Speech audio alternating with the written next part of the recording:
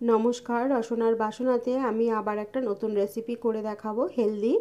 এই রেসিপিটি এটা আপনারা লাঞ্চ, ব্রেকফাস্ট, ডিনার যখনই খুশি বানিয়ে খেতে পারেন। এটি খুবই সহজ এবং খুব স্বাস্থ্যের পক্ষে ভালো। এখানে আমি একটা বড় সাইজের আলু নিয়েছি, কেটে টুকরো করে পরিষ্কার করে ধুয়ে নিয়েছি। তার মধ্যে আমি 3-4টে কাঁচা লঙ্কা দিয়ে দেবো।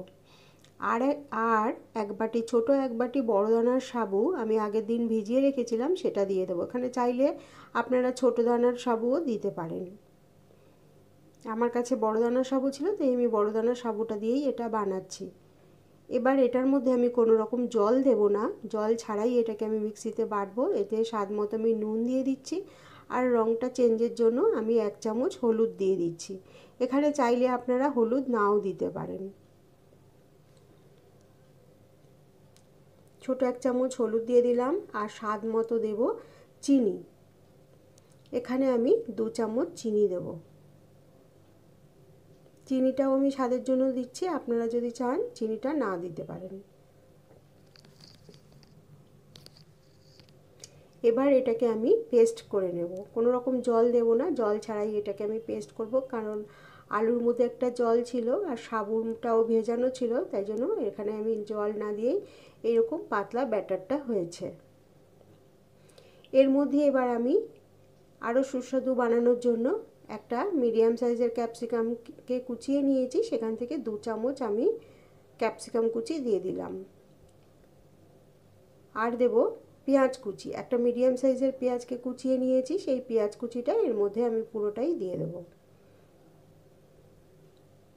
এখানে আপনারা আপনাদের পছন্দ মতন সবজি দিতে পারেন, আমি বেশি কিছু দেব না। এটা এরকমই খেতে খুবই ভালো লাগবে। আর দেব 1 চামচ, 4 চামচের 1 চামচ গোটা জিরে।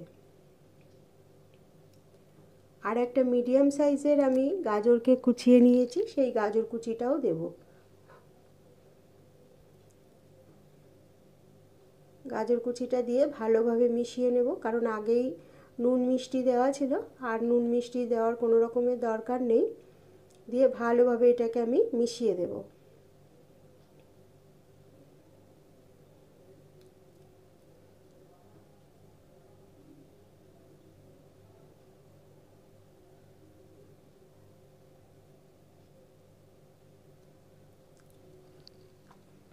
সম্পূর্ণটাকে ভালোভাবে মিশিয়ে নিয়ে তারপর আমি এটা চাটুর মধ্যে ভাজবো। এটা খেতে অপূর্ব লাগবে, এটা আচারের সাথে বা শুধুও খেতে ভালো লাগবে, বা টমেটো সসের সাথেও খেয়ে দেখতে পারেন আপনারা।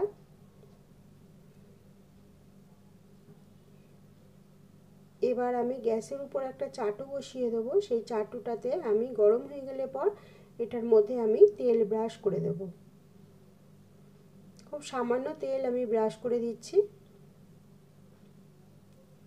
দিয়ে যে গোলাটা বানিয়ে রেখেছিলাম সেই গোলা থেকে 1 চামচ নিয়ে আমি পুরো চাটুটাতে ছড়িয়ে দেব। এভাবে পুরো ছড়িয়ে দেব।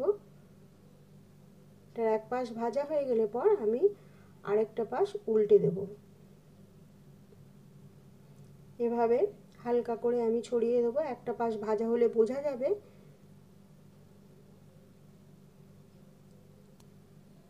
কালারটা চেঞ্জ হয়ে যাবে ভাজা হয়ে গেলে নিচের দিকটা। এভাবে একবার বাড়িতে বানিয়ে দেখবেন, এটা টিফিনে বলুন আর রাত্রের ডিনারেই বলুন, সব সময় এটা খেতে ভালো লাগবে। বাচ্চাদের টিফিনেও দিয়ে দেখতে পারেন। রোজ রোজ রুটি তরকারি থেকে একটু অন্য রকমের খাবার এবং হেলদিও খাবার এটা প্রচণ্ড। এভাবে বানানোর অনুরোধ রইল। যদি ভালো লাগে তাহলে একটা লাইক এবং সাবস্ক্রাইব করতে ভুলবেন না। সাবস্ক্রাইব করলে আমার খুব ভালো লাগবে এবং আমার চ্যানেলটা আমি সামনের দিকে এগিয়ে নিয়ে যেতে পারবো। আর কমেন্ট করে জানাবেন আপনাদের রেসিপিটা পছন্দ হয়েছে কিনা। সম্পূর্ণ অন্য রকমের, রুটি ময়দা ছাড়া একটা হেলদি রেসিপি, সাবুদানা দিয়ে একটা খুব সুস্বাদু খাবার। একবার বানানোর অনুরোধ রইল। যদি ভালো লাগে তাহলে অবশ্যই একটা কমেন্ট করে জানাবেন আমাকে। এক পাশ ভাজা হয়ে গেছে, আমি আরেকটা পাশ উল্টে দিলাম, দিয়ে হালকা করে আমি তেল দিয়ে দিচ্ছি। দিয়ে এটা ভাজা হয়ে গেলে তুলে নেব। একটা পাশ ভাজা হয়ে গেছে, আরেকটা পাশও আমি এরকম লাল করে ভেজে নেব, ভেজে তুলে নেব।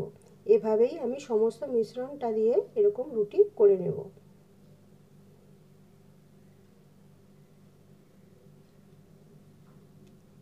এটা সম্পূর্ণ সাবু দিয়ে বানানো হচ্ছে, এখানে ময়দা বা আটা কোনো রকম ব্যবহার করা হয়নি।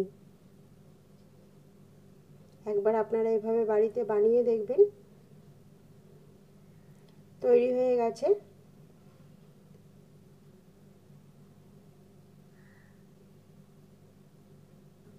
এভাবেই আমি সমস্তগুলোকে বানিয়ে নিয়েছি। এটা খেতে অপূর্ব হয়েছিল, একবার আপনাদের বানানোর অনুরোধ রইল। এই রেসিপিটাকে বেশি বেশি করে লাইক এবং শেয়ার করবেন। শেয়ার করলে আমার রেসিপিটা অন্য কেউ দেখতে পাবে। সবাই খুব ভালো থাকবেন, সুস্থ থাকবেন